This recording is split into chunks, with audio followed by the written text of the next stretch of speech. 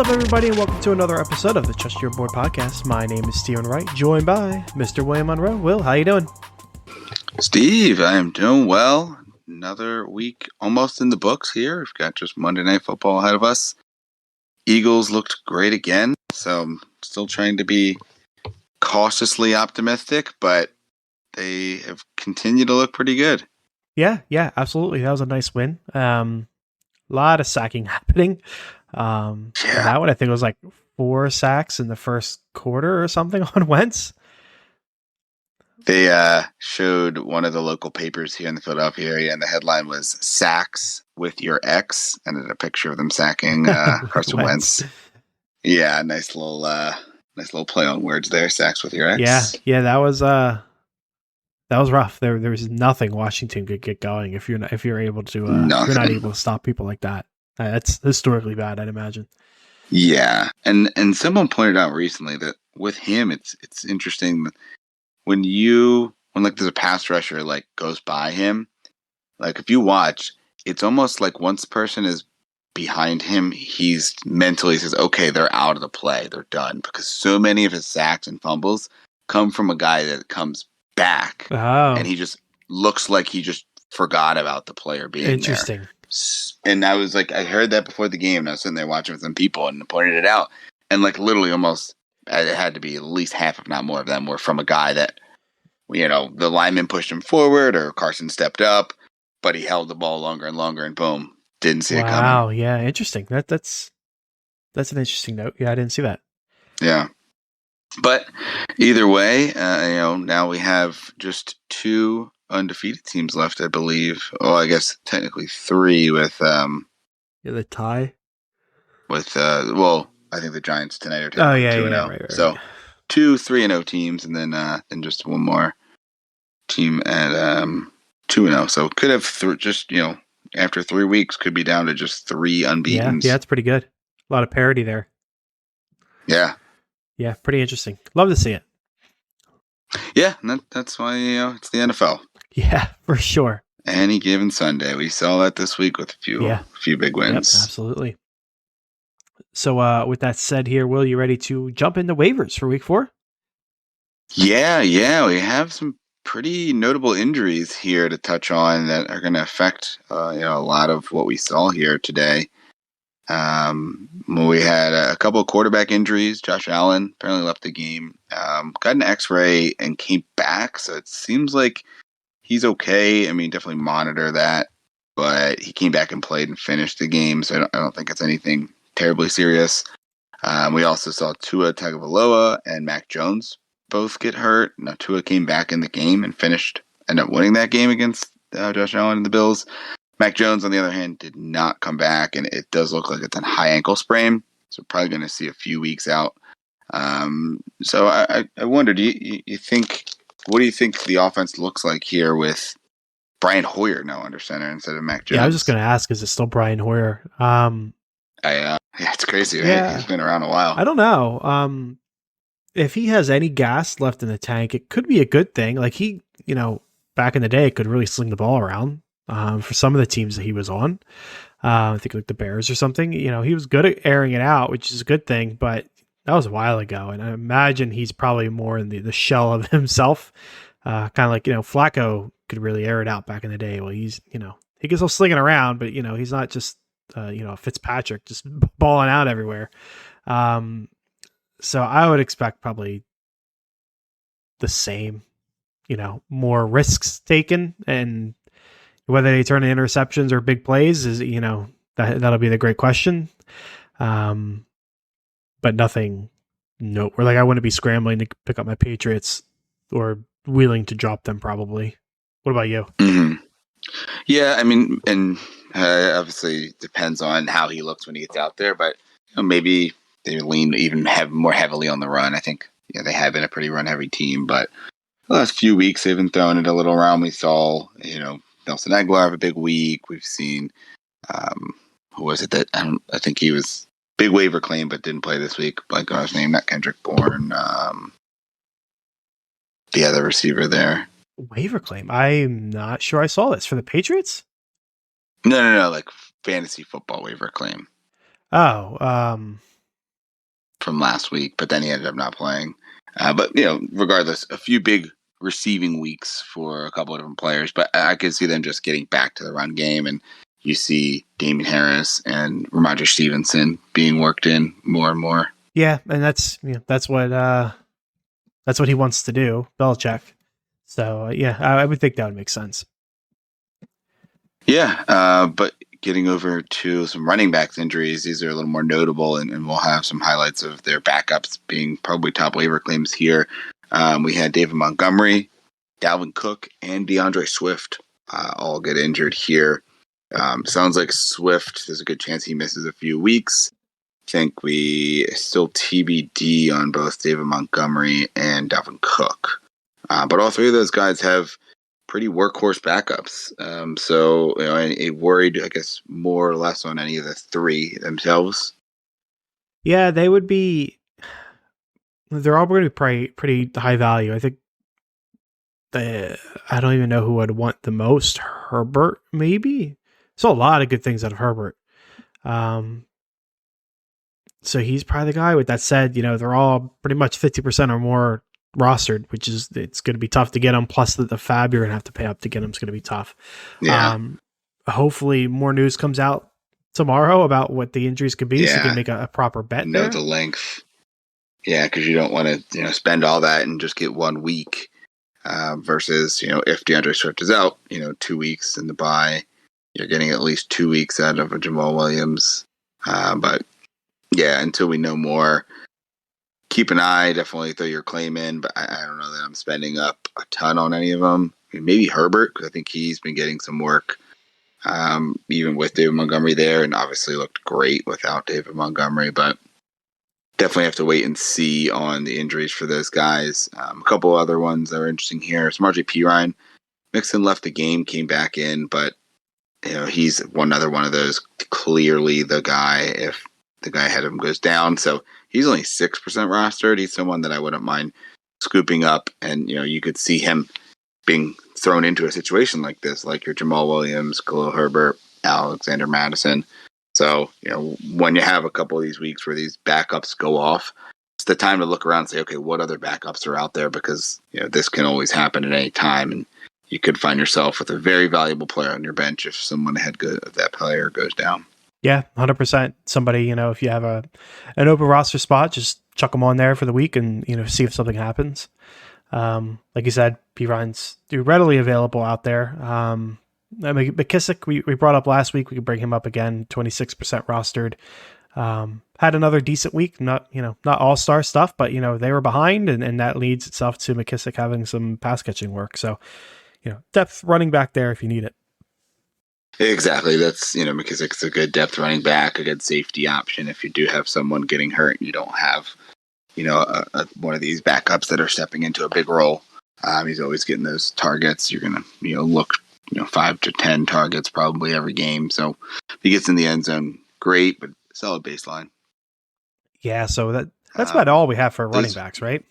Yeah, not much there for running backs. I mean, there wasn't really anybody else that produced, and like we said, a lot of these guys are already rostered. So unfortunately, there wasn't a ton of guys getting work. It seems like most teams are kind of settling into their 1 or 2 guys, and most fantasy leagues have most of those guys rostered at this point. Yeah, fair. So moving on to wide receivers here.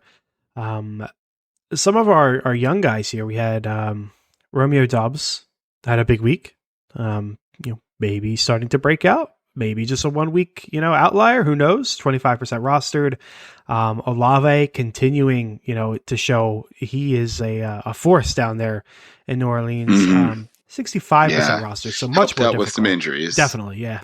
For sure. I mean, we'll see Michael Thomas and Jarvis Landry both went down with injuries. I think Thomas was ankle and Landry was a knee, or maybe it's vice versa. But they're still both TBD. From what I was heard initially, I think the fear is Landry's might be a little bit longer, whereas Michael Thomas maybe a day-to-day thing. But either way, if either one of them is down, it seems like Olave can step in, and Jameis Winston is going to Jameis Winston. So, tough if you're a fan of the Saints because of just the sporadicness of him, but you're very happy if you are a fantasy manager of one of the receivers on the team. Yeah, and it could be, he's a rookie. It could be one of the situations where he has an opportunity, even if it's for a couple weeks, he makes the most of it, and he's the two now, officially. Yeah. There is no more battle. Yeah, you could see that happen if it's, he and Mike Thomas are doing well, Jarvis comes back and is, pretty clear three, whereas they're pretty split right now. Yeah. Romeo Dobbs, what do you think of him? Do you think that, but obviously probably worth throwing the dart on in case he is the guy the rest of the year, but what do you think? Would you take the shot on him, or you think it's just a one hit wonder kind of deal? 1 week wonder, I guess? I mean, someone has to step up, and we're really not seeing a ton of other people. Like Randall Cobb is, a solid wide receiver 3 on the team, probably can fit in as a 2, but you're never going to profile him as the top guy. We are not seeing it out of some of these other veterans there. So I think it's got to be Dobbs or Watson, and Dobbs is the one that's playing better. So I think he's the one I'd throw it in on. Out of these guys, there's a few others that I think are worth throwing some darts on, but he would be the one outside of Olave who probably is rostered in your league. The two of them are the ones I would probably spend the most on. Right, I wouldn't mind. Receivers, I'm not usually spending up on, but those are guys I'd probably go into the teens. And you're probably going to need to maybe even go into the low 20s to get them at this point, just with both of them having great weeks. Yeah. So you mentioned, some other guys you like. We have a list here, a list of primarily people that are just dart throwers, seemingly like a big week this week. They've all had a decent week this week. Yeah, but their ads are being rostered more and more. Yeah, they might, but all are 50% or lower. Yeah, you might get a big week this week, and then a 0 next week, and then another 0, and then another big week, or something like that. Is there anyone from this list that we're looking at that you like more than just like a dart throw kind of a situation? Yeah, I mean, I think Dortch. You made the call to start him in our dynasty league here. He obviously was paid huge dividends with injuries to AJ Brown, and he's really the only other receiver there besides Hollywood that's playing at the moment. So I think he only 17% rostered. He's got to be rostered at this point.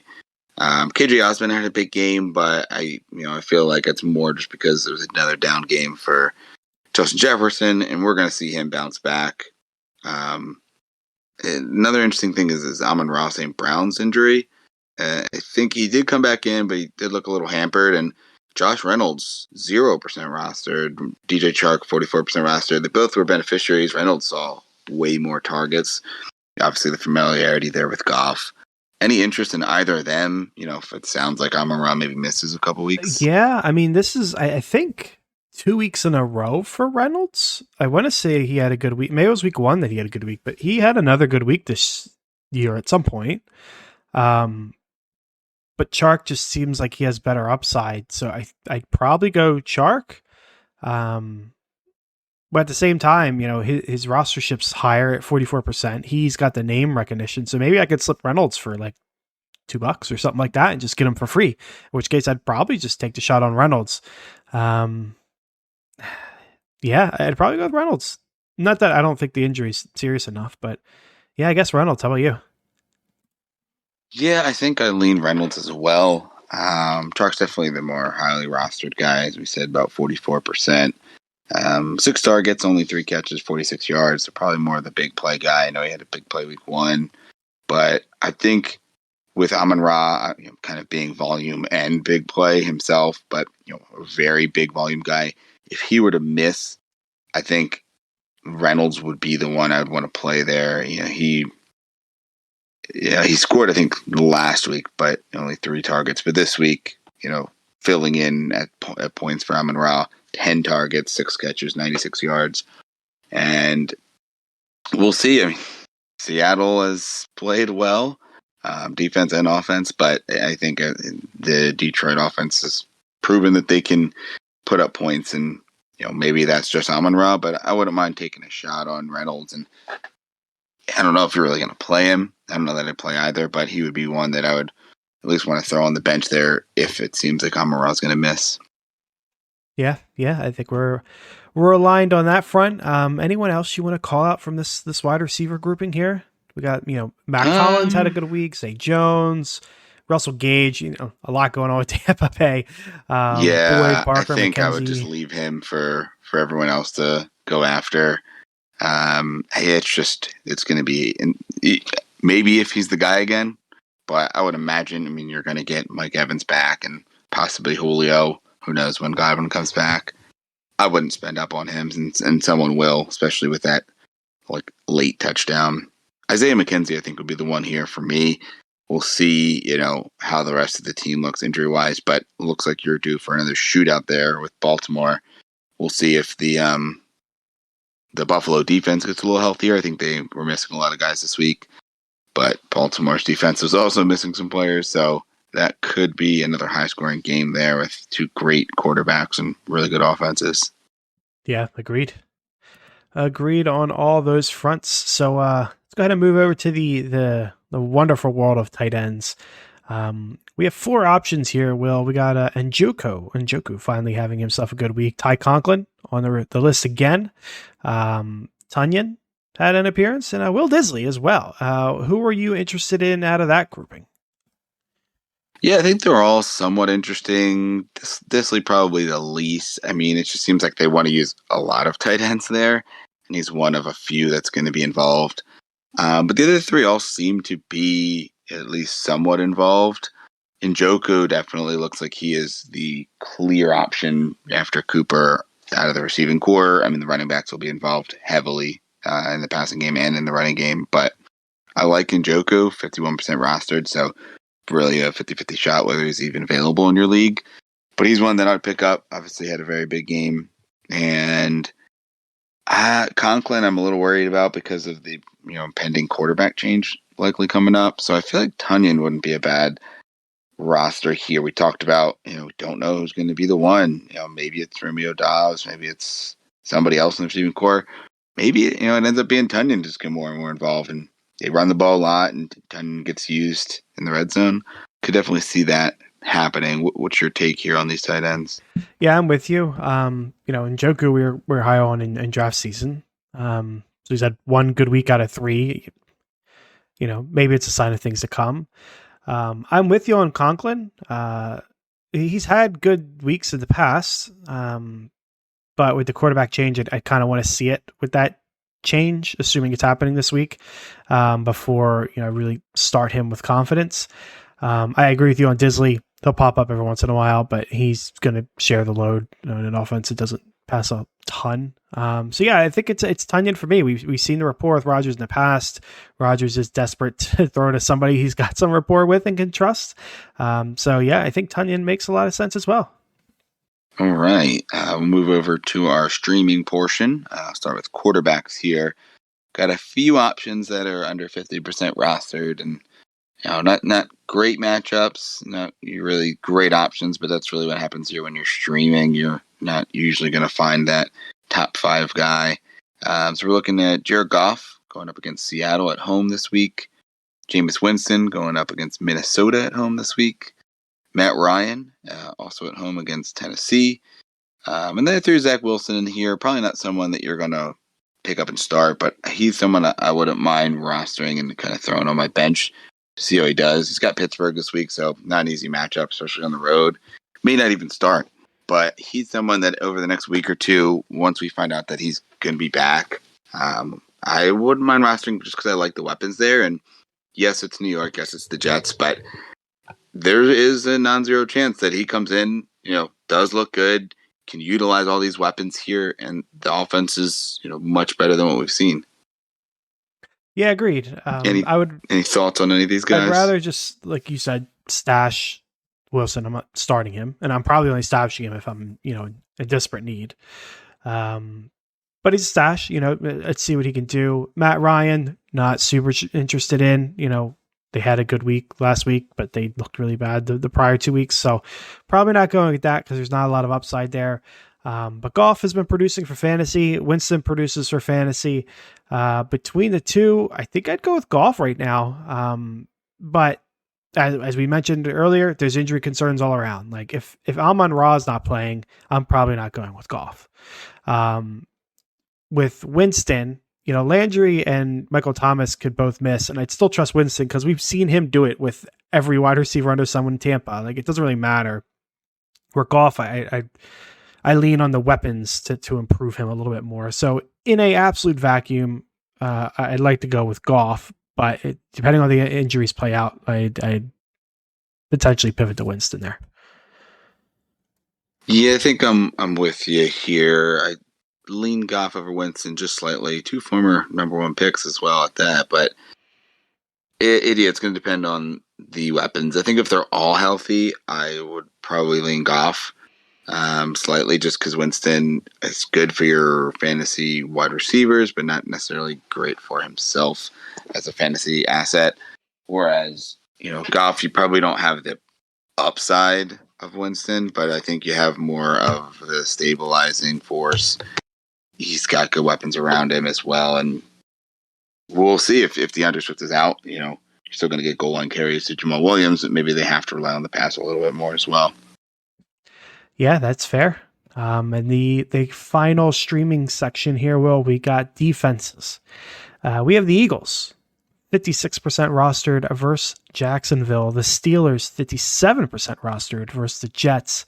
The Giants, 10% rostered against the Giants. I think they got Dallas this week, I believe. Dallas. That's this weekend. They have Chicago. Okay, yeah, fair enough. Yeah. The Colts, 35% rostered versus Tennessee, and then the Browns, 49% rostered versus Atlanta. Who are you liking out of that crop there? Yeah, I kind of want to see what the Giants look like tonight, because their defense has been, for fantasy purposes at least, decent. In Chicago, I believe they won it this week, but it was really based on a late second pick that turned into a game-winning field goal. So I think that's a decent option. The Colts definitely look like they're bounced back from rough start defensively, and then the Eagles' defense looks legitimate, and Jacksonville's playing well, but on the road, I think this was the last week. This was their first road win in like 20 tries. So we will see. I am a little hesitant though to call them contenders. So I kind of like the Eagles defense here. I want to see what we have in the Giants D, and I think the Colts D is one that I definitely would be picking up at the very least to stash on the bench to see if we can kind of string a couple things along. Eagles D I'd pick up and probably play and want to have them for some upcoming matchups as well. Yeah, that is fair. I would probably go that route as well. With the Eagles, they play in a division that looks pretty weak right now. That could change for Dallas when they get Dak back for sure. But for now, their schedule's not looking too bad. Steelers not bad against the Jets, especially if Zach Wilson's playing. That could be interesting. But, between the two, I'd probably still go with the Eagles, just given the long-term potential with the division. Of course, both of them over 50% owned. If I were to go with, the two lesser teams, say like the Giants versus Chicago, the Colts versus Tennessee, I'd probably lean on the Colts just because I believe in that team a little bit more than the Giants. I could see making a case for the Giants, but I'd probably go with the unbeaten 2-0 Giants. Yes, it doesn't matter to me. It does not matter. So yeah, I think I'll stick with the Colts between those lesser owned teams there. All right. So next up here. That's it, right? No next up. So that's our no next up, no streaming. We're not doing any kicker streams, unfortunately, this week. No, what a mess that would be. But that's gonna take care of this episode. So tune on Thursday for the start sit episode for week 4, and until then, folks, trust your board.